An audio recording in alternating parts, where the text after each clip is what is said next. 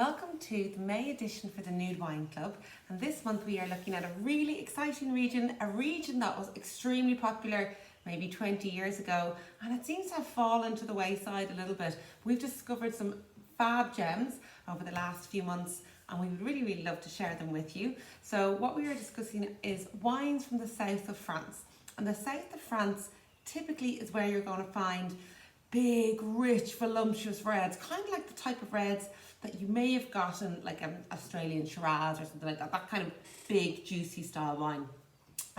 So typically you would have found wines from this part of the world, and they would be called Corbière, which we have on Fougère, Minervois, and they're from the Languedoc-Roussillon area. There are very few whites actually produced in the south of France. Because it's so hot and because of the soil, it lends itself to red grapes. However, there are a couple of little pockets in and around the south of France where you get areas that specialise in whites.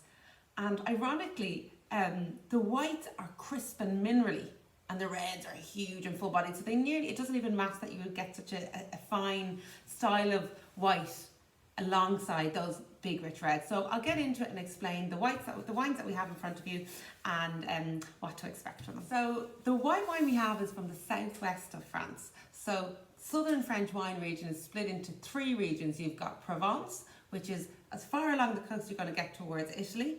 In the middle you've got Languedoc-Roussillon, which is where the two reds are from, and then as far west as you're going to go, close towards the Spanish border, you get the southwest region. Normally, the grapes that you get in the southwest of France for white wines are Chardonnay and Sauvignon. They're the international grape varieties. There's a couple of really cool, quirky white grape varieties that produce fun wines, which is what we have for you today. So the wine is called Domaine de Menard, Cuvée Marine. Cuvée Marine is a reference to the fact that the soil is made up of clay and marine fossils. So you can actually see when you go on their website that they have little shells and things that you can actually see in the soil. So there's three grapes in this, so it's a blend. The first grape is called Colombard, and Colombard is typically the grape that makes cognac, in fact. And here, the part it plays in this wine is it's quite tropical, peachy with hints of guava.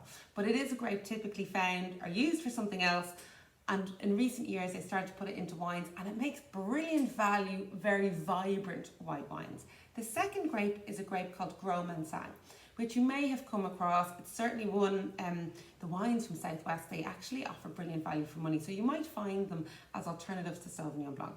And Gros Mansang, again, crisp green apples, limey, maybe hints of apricot, very high acidity. So things that actually you would think, they sound quite similar to a Sauvignon Blanc from New Zealand. And actually that's what the wine tastes like. And the third grape is in fact Sauvignon Blanc. It's the smallest percentage of the mix that goes into the wine that you're going to try. And it tastes really Sauvignon-y, but it's actually to do with those two local grapes. So they're definitely ones to look out for. If you're looking at a wine list and you see there's white wines from southwest France and you think, gosh, what is that going to be?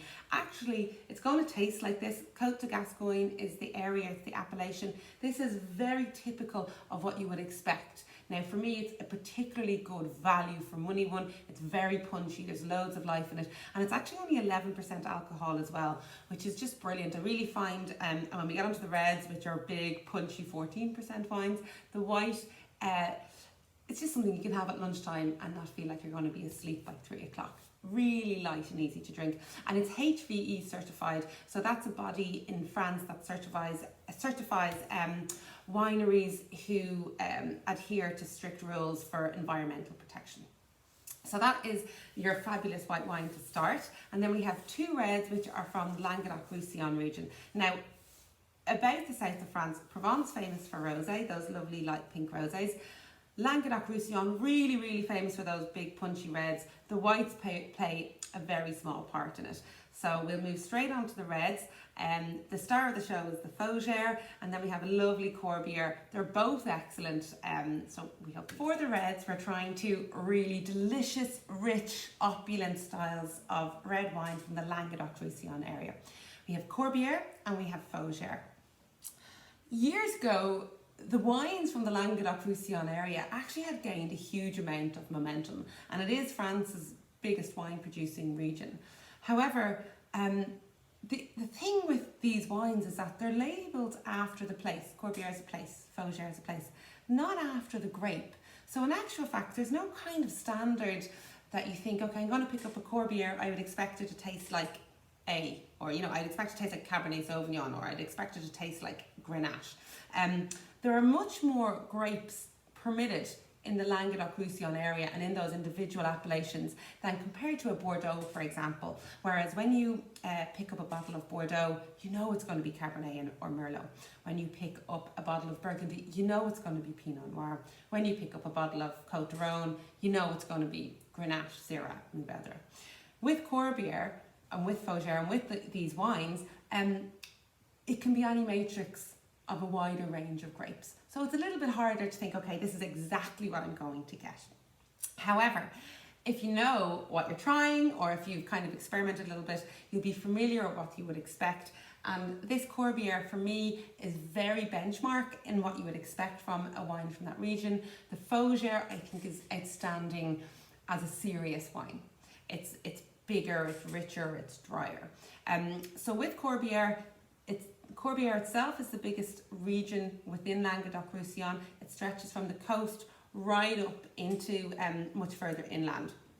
So the style of wines, because you've got coastal sea breezes and then you've got up into the foothills of the Pyrenees, you get a kind of a wider range of flavour profiles.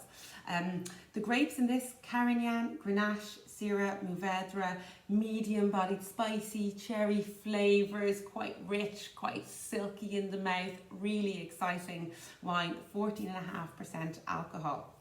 And this particular property, Chateau Ollier-Romany, it's been the victim of land wars and property wars since the late 1700s. Changed hands, families split the land, one of the families took half of it, another family took another half of it. In actual fact, because the quality of the soil is so good, both families produce equally outstanding wine. And then finally in 2002, the current owner of one of the properties purchased the other, so the original family property is back together, and you really taste that kind of harmonious flavour in it. It's an excellent wine. What's outstanding, or what makes a difference for both of these wines, is the soil, and they're completely different soils on nearly similar grapes, or nearly similar grape blends. So in the Corbière, it's red sandstone, and the red sandstone, it's like a compressed sand. So it's really porous, it can retain heat but doesn't retain water. And what that actually means is, for the organic farming which this property does, it means that the vines are much more resilient for pests and much more resilient for any adverse weather conditions, so that the vines are strong enough to withstand not needing any additional chemical help.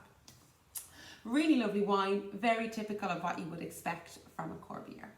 And so for the Fougère, which is the wine beside it, it's called Meteor. And Meteor refers to this 200-metre wide crater left by a meteor in that particular vineyard, in that winery.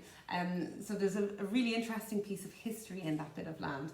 Fougère is nearly, I suppose, I don't know if it's the smallest appellation in Languedoc-Roussillon, but it's one of the smallest, and it's a fraction of the size of Corbière, so it's much more compact.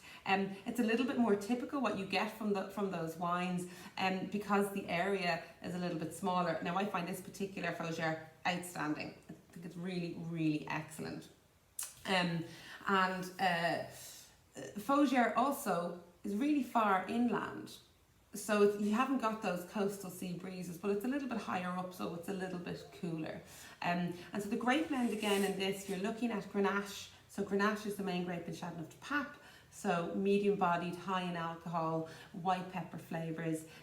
Syrah, which is the same grape as Shiraz, denser plum, blackcurrant, blackberry flavours. And then you have two other grapes that you don't really find, certainly not as a single varietal, you don't really find them on the international circuit.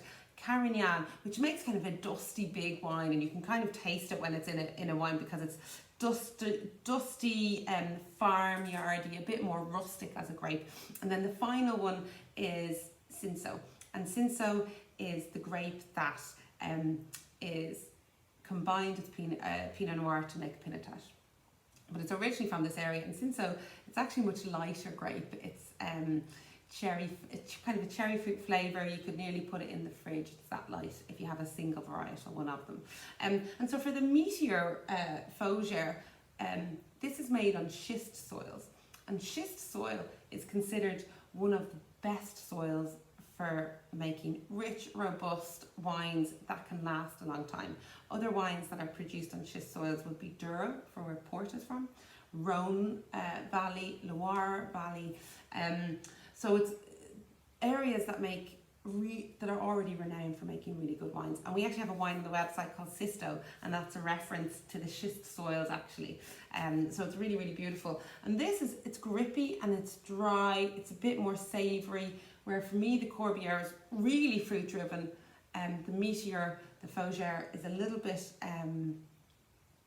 more savoury, more nuanced, those kind of lovely herbaceous flavours. And what they say about the wines from the Languedoc-Roussillon, the red wines, is that there's a flavour called garrique, and it actually refers to all the wild herbs that grow in the Languedoc-Roussillon area. So you're looking at thyme and rosemary and lavender, those kind of herbal lovely flavours. And that is the Nude Wine Club for this month. I hope you enjoy the wines. For me, the Meteor is particularly exciting. It's probably the wine I've been recommending the most for people who come in and talk to us and who are looking for something. And the white is just fab for a nice lunchtime wine, especially now we're getting into the warmer weather. You might be out in the back garden. Enjoy the wines.